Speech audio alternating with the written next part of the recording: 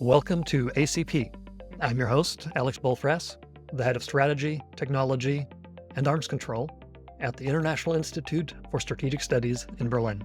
On each episode, we welcome the world's leading experts in arms control to share their knowledge and assessments of the most critical issues.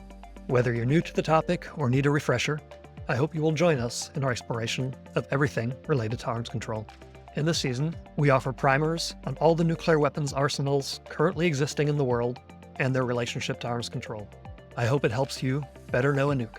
By the 1980s, construction is well underway into what will ultimately become the beating heart of North Korea's nuclear fuel cycle facilities into the 1990s and the 2000s, a complex known as Nyongbyon, which has been at the heart of many a diplomatic negotiation involving North Korea and the West for the last 30 years.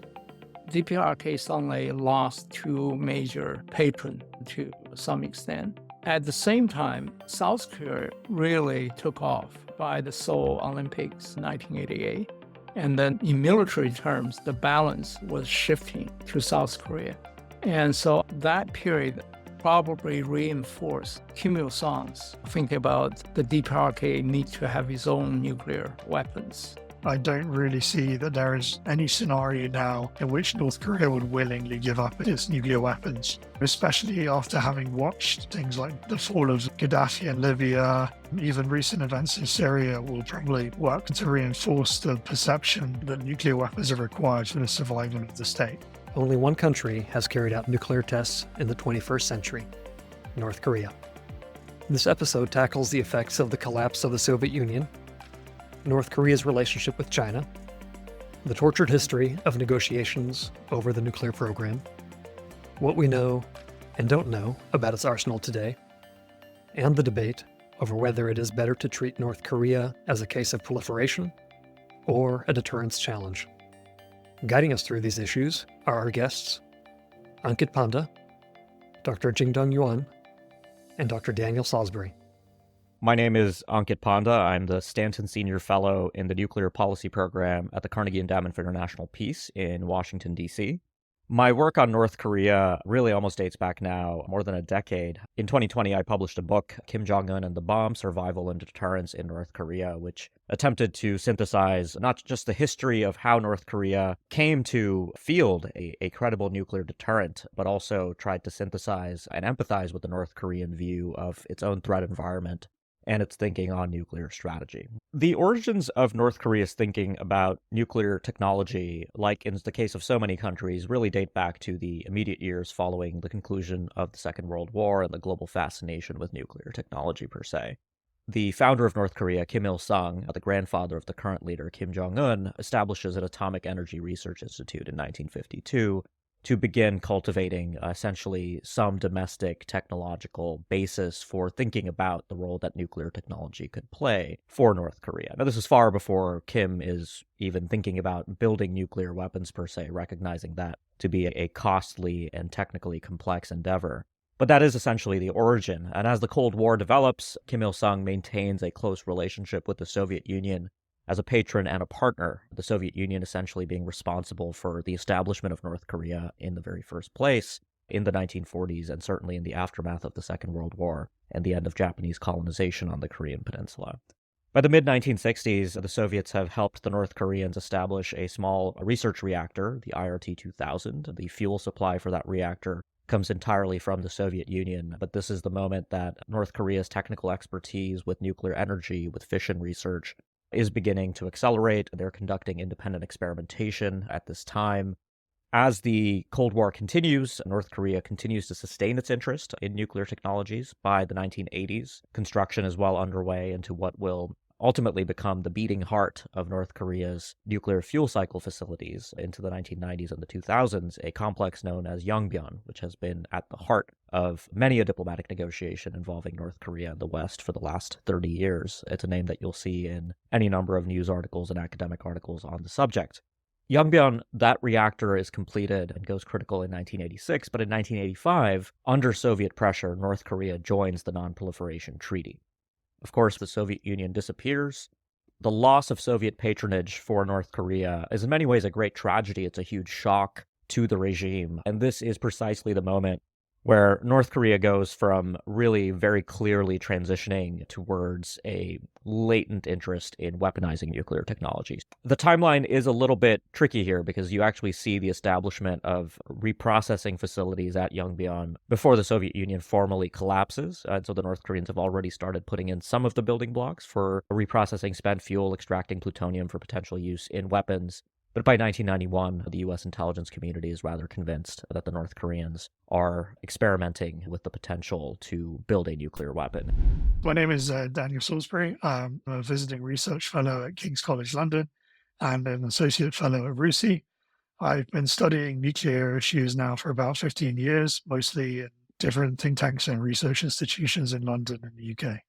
The Soviet collapse in the early 1990s was a massive blow to North Korea, but this also presented some opportunities for technology procurement, particularly in the missile space. There were obviously a lot of Soviet scientists that had previously had gainful employment from the state, and I think North Korea did try and snap some of these people up. Obviously, Russian traders and companies have contributed to the program since then, often without government consent. But a lot of the technology that North Korea has sought since the early 1990s has been from the international marketplace. There are a lot of companies that produce things that we call dual-use technology. These are goods that have both civil and military applications, and the nuclear technology, a lot of that obviously falls into this category, missile technology as well. And so North Korea has essentially been shopping from whatever sources it can to procure this technology from the 1990s onwards and continues to do so to this day. My name is Jingdong Yuan. I'm currently the director of China-Asia Security Program at the Stockholm International Peace Research Institute. Before that, I was a tenured faculty member at the University of Sydney. And before Australia, I was at the Middlebury Institute of International Studies. Joining the IEA, signing the document is one thing, but then you ratify the protocol because there's safeguard protocol that would allow IEA to legitimately and regularly send inspectors to the declared nuclear facilities. So that happened in the early 1990s. IEA inspector detected discrepancies of what North Korea reported and what their technician would gather or surmise were really happening. But during this period of time, geopolitically, there were major big shock to North Korea because the collapse of the Soviet Union. And then China, after 15, 20 years of economic reform, was no longer willing just to give free economic assistance. So DPRK suddenly lost two major patrons to some extent. At the same time, South Korea really took off. By the Seoul Olympics, 1988. And then in military terms, the balance was shifting to South Korea. And so that period probably reinforced Kim Il-sung's thinking about the DPRK need to have its own nuclear weapons.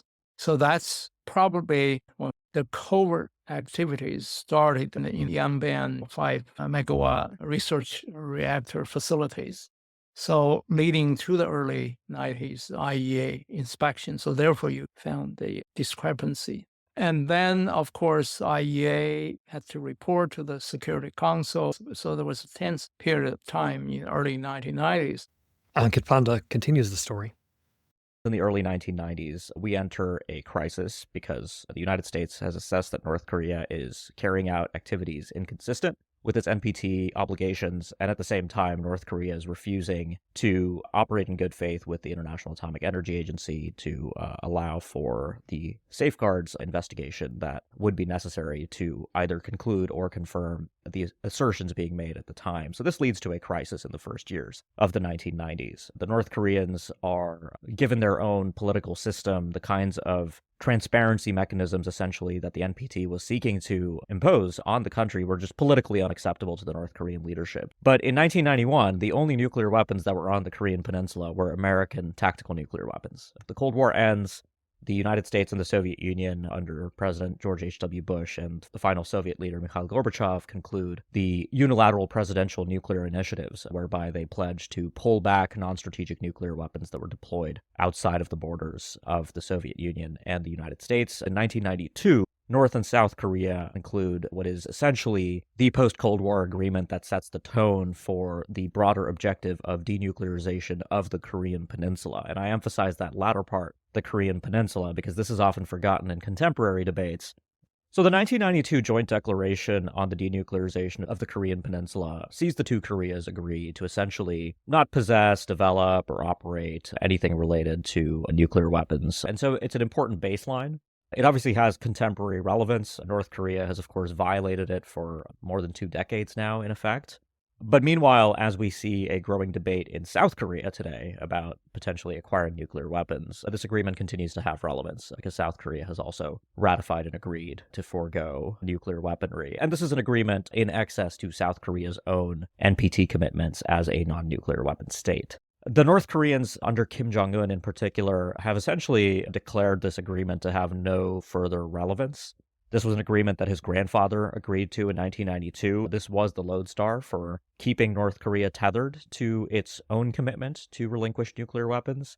But under Kim Jong-un, the North Koreans have essentially gone full steam ahead on developing nuclear capabilities and set aside the broader objective of the pledges made in 1992. The North Koreans very much have started to treat denuclearization in that same way, that it is a far-flung aspirational objective for North Korea that will depend on the United States, in turn, making commitments to also move towards denuclearization of the Korean Peninsula, which, given the U.S. nuclear force posture is essentially global in nature, is very unlikely to actually happen in a way that will address North Korea's security concerns. The agreed framework encounters several difficulties in the course of its implementation. First of all, the North Koreans recognize that American domestic politics are actually a pretty important constraint on the ability of an American president to make good on U.S. concessions.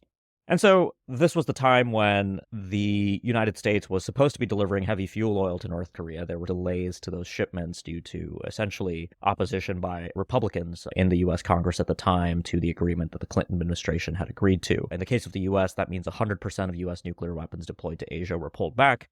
And eventually in 1993, the U.S. and North Korea agreed to the denuclearization pledge as well. The NPT noncompliance crisis, the IAEA safeguards investigation crisis continues. There is the risk of the Clinton administration in 1994 contemplating potential military action against North Korea. There is a crisis that continues to accelerate. But due to diplomatic interventions, the two countries are able to ultimately agree to what at the time was a historic breakthrough and really a non-proliferation agreement without precedent, essentially. This was the 1994 agreed framework, whereby the United States and North Korea arrived at a simple bargain.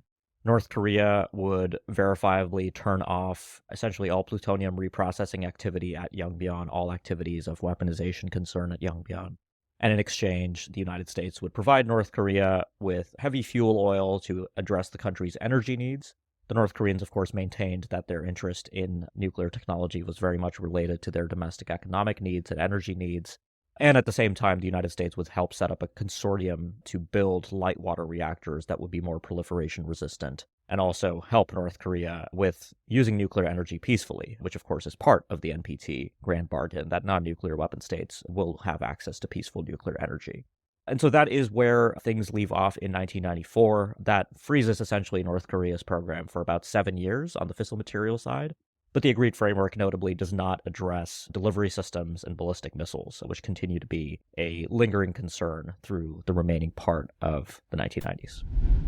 Because it was suspected that the DPRK could reprocess to distill weapons-grade plutonium. In return, the U.S. would enter into a process of normalization of diplomatic relations, and then also deliver light water reactors, because the DPRK at the time reject the allegation that they were pursuing nuclear weapons. They were pursuing nuclear power because North Korea was in dire need of electricity. So they said, okay, then we'll give you light water reactors, and we have this process. But unfortunately, several events took place. One was the 1994, right after the agreed framework, and then the Republican Party took over Congress, and then they did not want to give in the diplomatic wing. But afterwards, because the U.S. was organizing this Peninsula Nuclear Energy Organization, KETO, but actually South Korea was asked to foot the bill. So the calculation at the time, 2 light water reactor would cost $4 or $5 billion US. Then North Korea would reject a South Korea design of the light water reactor. So there was a back and forth. And then in 1997, suddenly the Asian financial crisis. Basically, suddenly major economic crisis, South Korea was not in a position to deliver. Then North Korea actually, in parallel, started during this covert uranium enrichment program all this time. Because they were in such a weak position, they just had to have all these insurance. And then the Bush administration came into power, started a review process, and then sent Jim Kelly to North Korea to challenge the North Korea. Then we have the second nuclear crisis. DPRK withdrew from NPT and expelled all the IEA inspectors and restart plutonium reprocess activities. By 2002, 2 interesting things happened. The Bush administration declares North Korea to be part of an axis of evil, alongside notably Iraq and Iran. But at the same time, the administration is also in possession of intelligence showing that North Korea is amassing the capabilities to set up a uranium enrichment program. And that's an important distinction. They weren't actually enriching uranium at the time.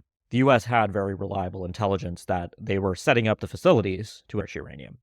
The agreed framework did not have anything to say about uranium enrichment, right? The Bush administration, having received that intelligence, essentially concluded that North Korea was, if not violating the letter of the agreed framework, then certainly violating the spirit of that agreement. In October 2002, the United States confronts North Korea about this intelligence, arguing that North Korea was setting up a covert capability to enrich uranium. The North Koreans reject this. Later, the Bush administration invades Iraq. And that's actually very important because in my research and analysis, I conclude basically that the first 6 months of 2003 are precisely the moment when North Korea goes from a country that essentially is experimenting and looking at nuclear technology as a potential pathway to a nuclear weapons capability that could augment its security. You don't necessarily see the evidence that the North Koreans are all in, that they're putting the pedal to the metal in building up a nuclear capability. Kim Jong-il is proliferating missiles to other countries at this time, which is not something you'd really do if you wanted a credible nuclear capability to maximize the number of delivery systems that you had for your own needs. But what happens by the summer of 2003, a few months into the invasion of Iraq, is that you see everything change in North Korea. Kim Jong-il disappears from public view for what at the time I think was one of his longest disappearances, very disturbed by what had happened with the invasion in March. And by the way, that invasion began with a failed U.S. attempt to decapitate the Iraqi leadership. The U.S., on the basis of flawed intelligence, tried to kill Saddam Hussein with conventional missile strikes. This was publicly reported at the time, and so the North Koreans, having been named as part of an axis of evil with Iraq, are terrified. They essentially think they might be next in the line of fire, given everything that's happened with the collapse of the agreed framework and the Bush administration confronting them. By the summer of 2003, the North Koreans begin talking about nuclear weapons and deterrence in a meaningfully different way. And that is a pivot point where, in the North Korean mind, in Kim Jong-il's mind, nuclear weapons are no longer an experimental initiative that might lead to a capability someday that could contribute to the country's national defense. Nuclear weapons and nuclear deterrence become the cornerstone of North Korea's national defense strategy and the key to the regime's survival longer term.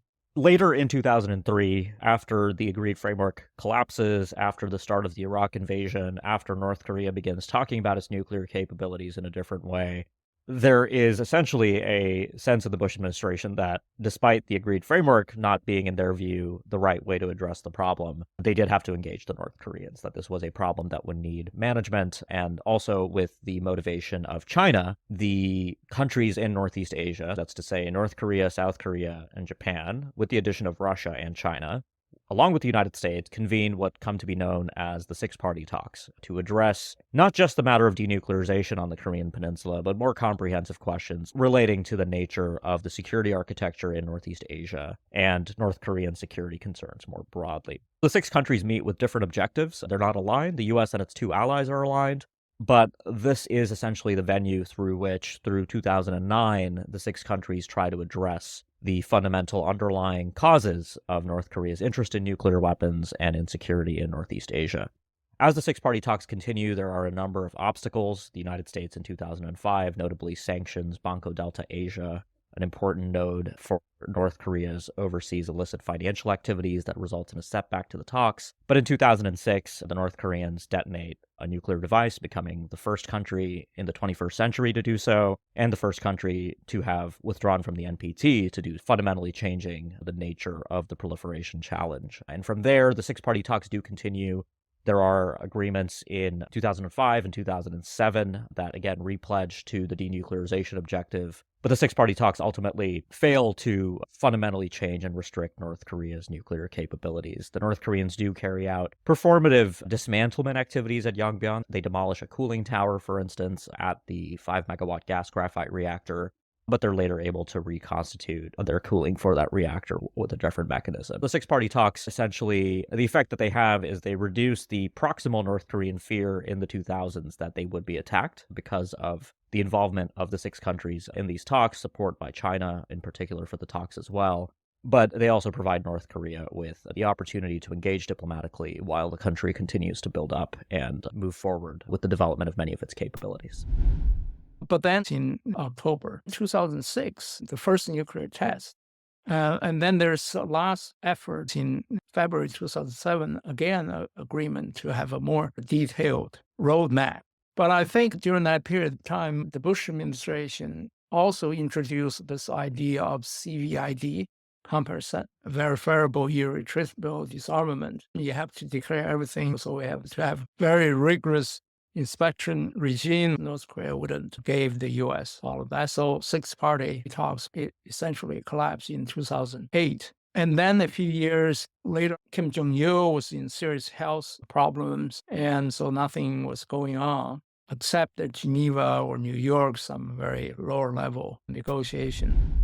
Kim Jong-un came into power in late 2011, and then there was another 3 years he had to follow the tradition of observing the elder passing away, so nothing happened. And then he was also consolidating the power. So one way of doing it is not only the purges, but also to return to this military first, but also parallel development, but also nuclear weapons development.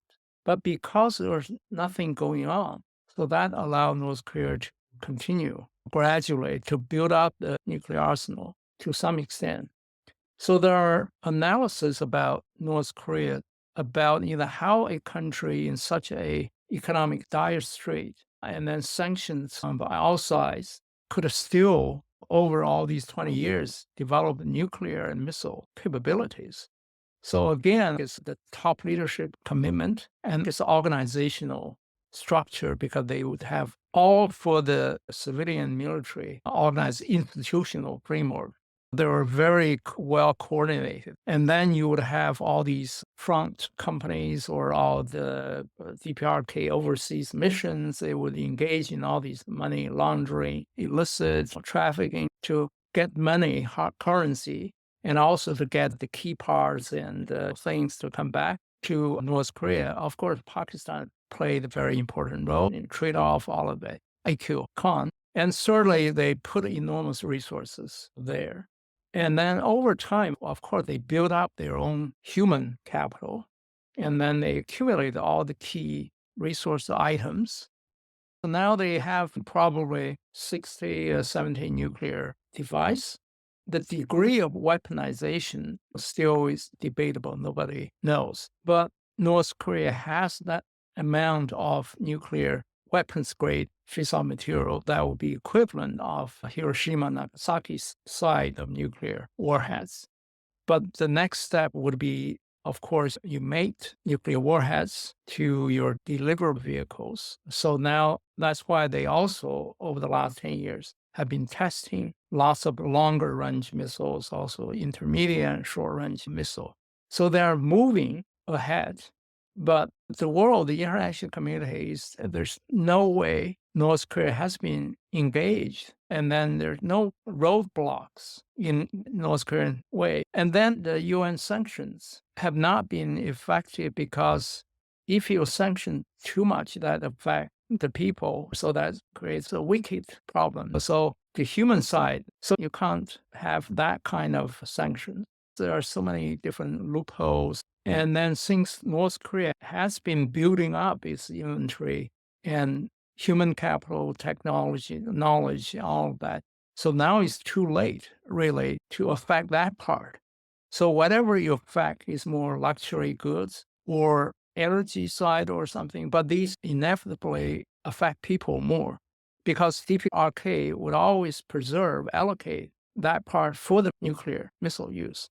So it's well protected infrastructure there. So it's the only way is to acknowledge this is the reality, but how can we get to a point where North Korea will not start to engage in the proliferation activities, number one.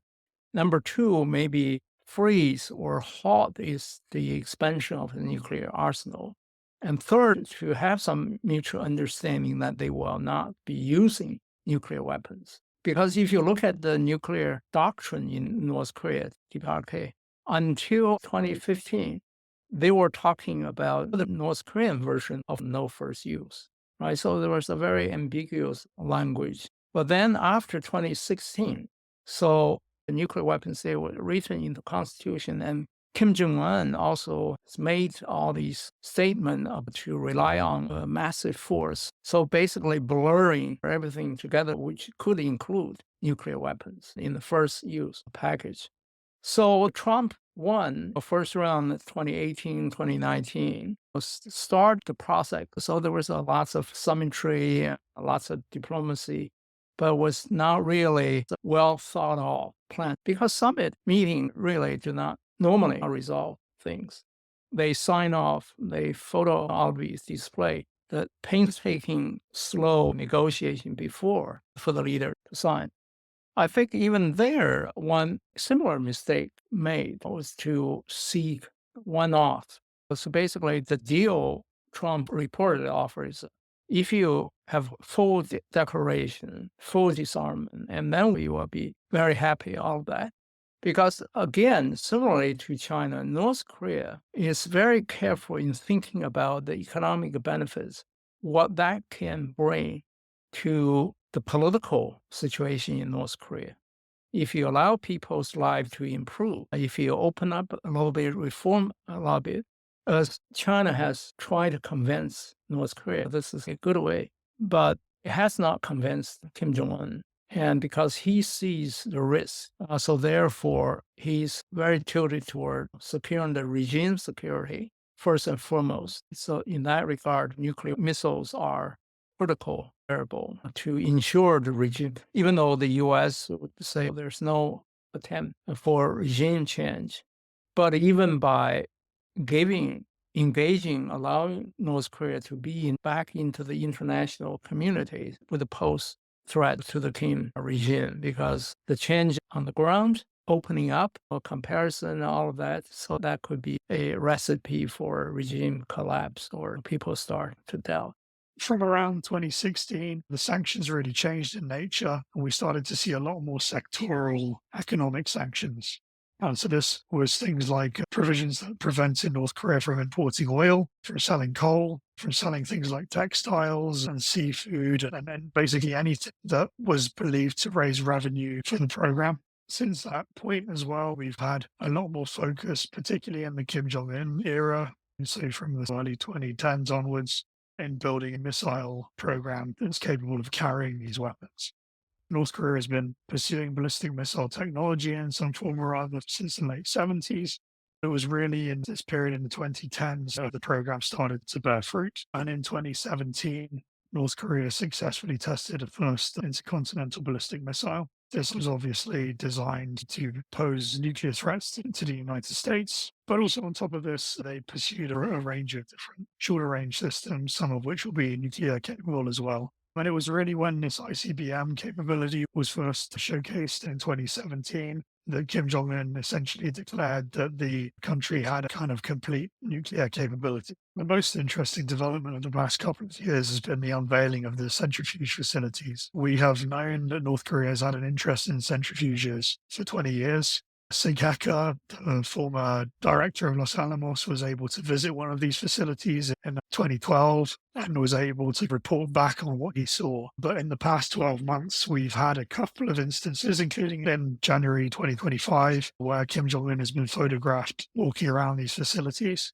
It gives open source analysts a little bit of an insight into what's going on in the program and what kind of capabilities the centrifuge program might have. The centrifuge program and its capacity really has been a real challenge in estimating the size of North Korea's material stockpiles and the size of its arsenal. Given that we can see developments at the nuclear reactor and at Nyongbyon and the reprocessing facility for space, we've been able to have rough parameters of the amount of plutonium produced, whereas the centrifuge program until recently has really been a black box. We've seen very little information about technology flowing into the program.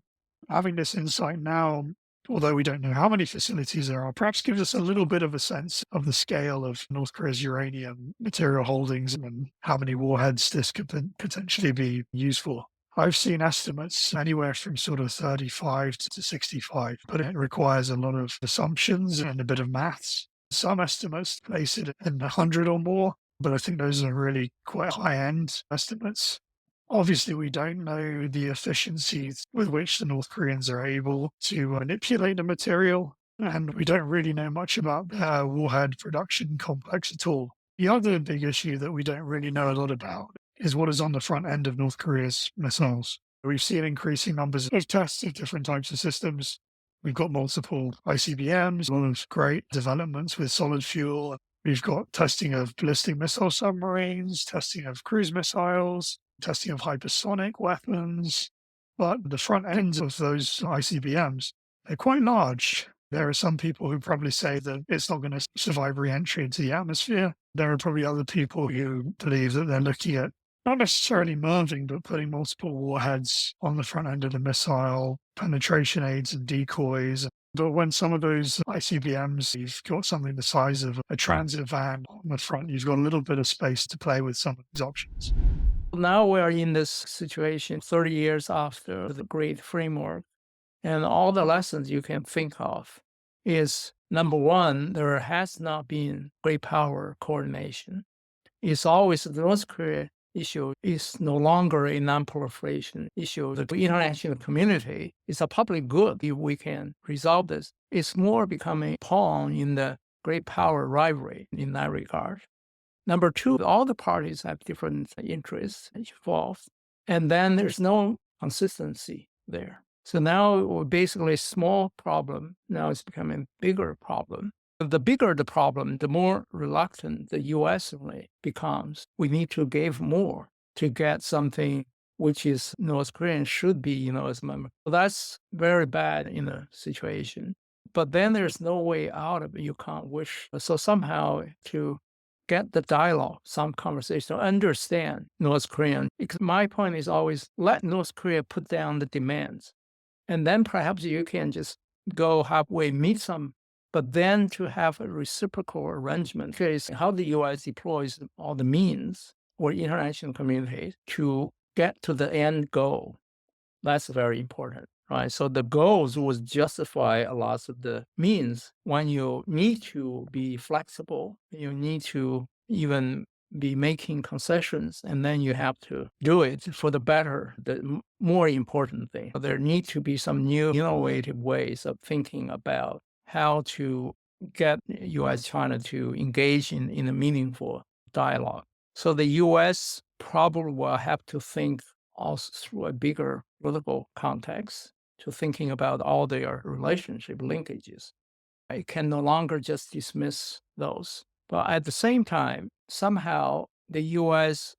needs to convince where China can benefit from a nuclear risk reduction dialogue without compromising even the political interest, just from the purely functional, very more specific military aspect. The last real effort to try and engage North Korea was seen by the Trump administration. He talked about imposing maximum pressure. There was an era of firearms theory where both sides were making threats at each other, and then eventually a series of summits, which didn't really achieve very much beyond a bit of a photo opportunity, to be honest. The main problem for sanctions to have an impact, you really have to have opportunities for meaningful diplomacy. You have to have space for compromise or agreement. Especially since Kim Jong-Un has taken power, he has really started pumping resources into the missile program. The idea of denuclearization has really been getting further and further away. I don't really see that there is any scenario now in which North Korea would willingly give up its nuclear weapons, especially after having watched various things like the fall of Gaddafi in Libya. Even recent events in Syria will probably work to reinforce the perception that nuclear weapons are required for the survival of the state. With sanctions, though, there's always been the kind of issues with sanctions evasion and sanctions busting. The amount of pressure that sanctions are able to impose on a target really depend on their ability to cut this target off from the financial system and to inflict pain and suffering, not just on the state as a whole, but also on the leadership. And with North Korea, they have been largely cut off from the global financial system since the 1970s when they defaulted on their debts. They're very adept in sanctions evasion and using illicit networks to raise revenue, to move things, to procure goods. The UN sanctions coming in 2006 was definitely not the beginning of this expertise. And also the structure of the state itself means that it's very difficult to inflict pain on the leadership. The wider population is obviously suffering, not just because of sanctions, but because of the dire economic situation, food shortages, all that kind of stuff. But the leadership has managed to really put themselves at arm's length from the impacts of sanctions. They have even set up networks to procure things like luxury goods that fuel the economy and the patronage in the country and keep the whole regime afloat. And the amount of infrastructure that they've built to bypass sanctions, to respond to them, is really impressive. And because of this, it's really nullified the ability of the sanctions to cut through, affect state decision-making, and also to get the country and the leadership to renounce a capability that is now so intertwined into its national security and its existence. That is why sanctions have failed. The program is large, it's expanding, the number of warheads and amounts of fissile material are expanding, the missile arsenal is expanding, the missile complex to build that arsenal is expanding. And it has become truly and deeply ingrained with the North Korean security state to a degree that I think it would be really foolish to think that we can roll this back at this point. There is obviously a prospect that the Trump administration and maybe even future administrations in the US will try to pursue this. But we're getting to a point now whereby we're going to have to learn to accept and learn to live with North Korea as a nuclear power. The question now becomes about how do we try and integrate North Korea into existing arrangements and discussions in a way that really prioritizes risk reduction and also ensuring that we find ways to ensure that North Korea is deterred and hopefully in ways that also tries to minimize the risk of escalation. Ankit Panda shares his insights into obstacles for nuclear arms control on the Korean Peninsula to conclude our episode. When we talk about arms control and the Korean Peninsula, there's a fundamental question that first has to be answered, which is North Korea a non-proliferation problem, or is it a deterrence problem? A deterrence problem being one that can be addressed with arms control. My view is that it's the latter. The view of policymakers in the United States and South Korea and Japan is that it necessarily must be the former because of the potential reputational and precedent-setting implications of moving away from a non-proliferation-centered approach to North Korea. Since 2017, it's been very clear in the assessment of the U.S. intelligence community and the intelligence assessments of other countries that North Korea has a credible capability to deliver nuclear weapons to South Korea, Japan, to the continental United States. And so given that reality, there is this tension about do you emphasize denuclearization and non-proliferation as the United States has since the early 1990s, or does the United States recognize that the fundamental driving principle of its policy should be to reduce the risks of nuclear war through miscalculation, misperception? You are starting to see signs that the United States is centering North Korea's nuclear capabilities and the possession of nuclear weapons as the primary concern and the primary threats to its security. The Biden administration's nuclear employment guidance, which came out in 2024, speaks of North Korea in the same paragraph as Russia and China, right? That's not an accident. North Korea is the third nuclear-armed adversary of the United States capable of ranging the homeland. And so there is a natural basis here to begin thinking about arms control. There are obstacles, though, which is that South Korea and Japan continue to be unpersuaded of this approach. The overwhelming emphasis in South Korea, particularly under the outgoing conservative administration, given the political crisis there in December 2024, was very much focused purely on deterrence to manage the North Korea challenge. The preceding progressive administration was a lot more positively disposed towards arms control. There was, in September 2018, a comprehensive military agreement signed between the two countries, which aimed to basically diffuse the conventional triggers to a crisis that could very quickly get to a point where North Korea's threshold for nuclear use could be met. These are the fundamental questions that policymakers will have to wrangle with going forward.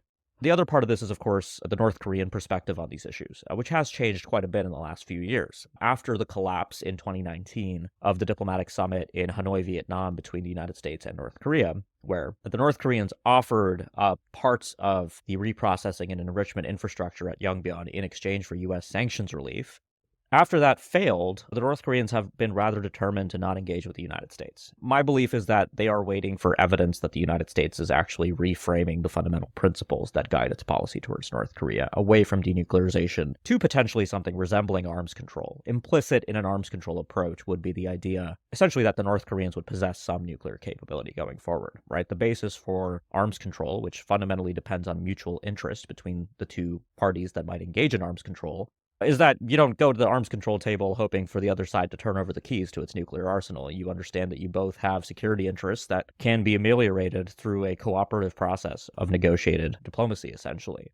The North Koreans, I think, are waiting for that sign. It's unclear if that sign will manifest, but the basis in the United States under the second Trump administration for a potential change is quite strong, and not just for reasons having to do with the Trump administration's idiosyncratic approach to a number of diplomatic and strategic questions. It's fundamentally the fact that the U.S. national interest now overwhelmingly points in the direction of treating North Korea as a deterrence problem, where the risks of deterrence can be bounded through arms control and risk reduction as tools. Thank you for listening, and to our guests and the European Union's Non-Proliferation and Disarmament Consortium for funding the series. Until next time, stay optimistic.